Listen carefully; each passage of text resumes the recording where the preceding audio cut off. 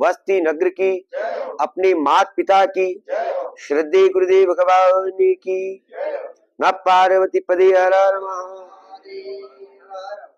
गुरुर ब्रह्मा गुरुर विष्णु गुरुर्देवो महेश्वर, गुरुर साक्षात् परब्रह्म तस्मै श्री गुरुवे नमः।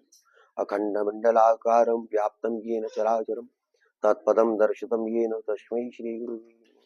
या कुन्देन्दुसारहार धवला शुभ्रवस्त्रावृतां वीणावरदण्डमण्डितकरा श्वेतपद्मासना ब्रह्माच्युत शंकर प्रभृति देवैः सदा वन्दितां सा मां पातु सरस्वतीं भगवतीं बुद्धिं प्रदां शारदां बुद्धिं प्रदां शारदां। कथा प्रारंभ होती है सुनो वीर हनुमान, आसन धरो प्रेम से न बैठो पवन कुमार। शब्द कोशिका ज्ञान नहीं न मंत्रों का ज्ञान, और तत्व हम जाने नहीं श्रीमद् भागवत महान। ग्राम देवी गजानंद महाराज को प्रणाम करते हुए, शीतला मैया को शत शत नमन श्रद्धा सुमन अर्पित करते हुए, घास भैरव को प्रणाम करते हुए, श्री खेड़ापति हनुमान जी महाराज को प्रणाम करते हुए, राघवेंद्र सरकार को प्रणाम करते हुए, कुल देवी कुल सती कुल भैरव कुल पितरेश्वर देवता को प्रणाम करते हुए, समस्त ग्राम देवी देवताओं को शत शत नमन, समस्त ब्राह्मण देवताओं को प्रणाम, समस्त सिद्ध आत्माओं को प्रणाम, दिशा के देवता को प्रणाम, सबको शत शत नमन करते हुए आप सभी को कथा के प्रथम सप्तम दिवस में जय श्री कृष्णा जय श्री राधे। कथा के क्रम को लेने से पहले हम बताएंगे कि कल कथा को अपनों ने कहां विश्राम किया था। मेरे दयालु परमपिता परमेश्वर जगत का पिता होते हुए, जगत का पालनहार होते हुए, जगत की नाव का खिवैया होते हुए, संसार को चलाने वाला होते हुए आज अपने को दिखा रहा है कि वास्तविक गृहस्थाश्रम क्या है, गृहस्थ के जीवन को कैसे जिया जाता है, गृहस्थाश्रम क्या है। मेरे प्रभु उस गृहस्थाश्रम की रूपी नाव को चलाने के लिए खुद दूल्हा बने, मां रुक्मिणी स्वयं दुल्हन बनी, जो लक्ष्मी का अवतार है, जबकि वह संसार से परे, मेरा प्रभु संसार से परे, क्योंकि श्रीमद् भगवत गीता कहती है कि वास्तविक सत्य देखा जाए तो इसमें क्या है, इसमें वो चीजें हैं जो अपन विचार करें तो उनके प्रश्नों का जवाब भी ना मिले। एक तरफ देखें तो भगवान के 16,108 रानियां हैं। कितनी है? मेरे प्रभु ने 16,108 रानी। लेकिन यहां क्या होता है, यहां अपनी बुद्धि हल्की पड़ जाती है, अपना ज्ञान छोटा पड़ जाता है, अपना विवेक बहुत छोटा नजर आता है कि वह 16,108 रानियां जो थी क्यों बनी, किस लिए बनी, किस कारण हुआ, इन सभी प्रश्नों के जवाब कहां से लाएंगे। तो ये बड़ा आश्चर्य लगेगा। ये संसार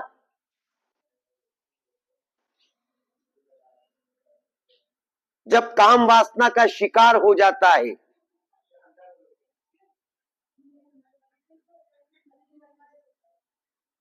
उस समय संसार के जितने रिश्ते हैं वे सब गौण हो जाते हैं, समाप्त हो जाते हैं। तो मेरे प्रभु ने देखा एक राक्षस है, उनने राजाओं की 16,000 कन्याओं को बंदी गृह बना लिया। मेरे प्रभु ने आजाद करवा दिया उसको, लेकिन आजाद करवाने के बाद उन्होंने निवेदन किया कि प्रभु अब यहां से तो आपने आजाद कर दिया, पर एक कृपा और कर दो कि हमें संसार से आजाद कर दो, हमें संसार से आजाद कर दो। क्यों? कि संसार से इसलिए आजाद होना चाहती हैं कि घर से हम ये लेके आए थे, पर लाकर ऐसा बना दिया कि हम संसार को मुंह दिखाने के लायक नहीं बची। हम संसार में मुंह लायक देखने के लायक नहीं बची। इसलिए हम चाहती हैं कि एक कृपा और कर दो, हमें संसार से आजाद कर दो। मेरे प्रभु ने विचार किया, अगर मैंने इनको ऐसी अवस्था में छोड़ दिया तो संसार के प्राणी इनको चोट लगा लगा के ऐसा बना देंगे कि ताकि संसार में जीवित नहीं रह पाएगी, बिखर जाएगी, टूट जाएगी और संसार इनको हीन भावना से देखेगा। तो मेरे प्रभु कृपालु क्या करते हैं, मेरे दयालु क्या करते हैं? उस डूबती हुई नैया को अपने हृदय से लगाकर सहारा देते हैं। इस पे ताली बजना चाहिए। बात कितनी बड़ी है,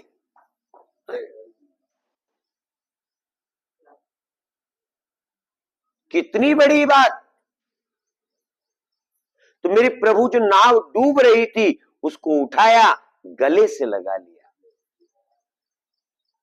भाव बताया, संसार को दिखाया कि ध्यान रखना, मैं अपना सम्मान नहीं मानता, मैं मानता हूं मेरे भक्तों को मानता हूं, मैं भाव का भूखा हूं। प्रभु काय के भूखे हैं? भाव के भूखे। भाव बड़ा है, भाव के आगे ये तंत्र मंत्र विद्या सब छोटे पड़ गए,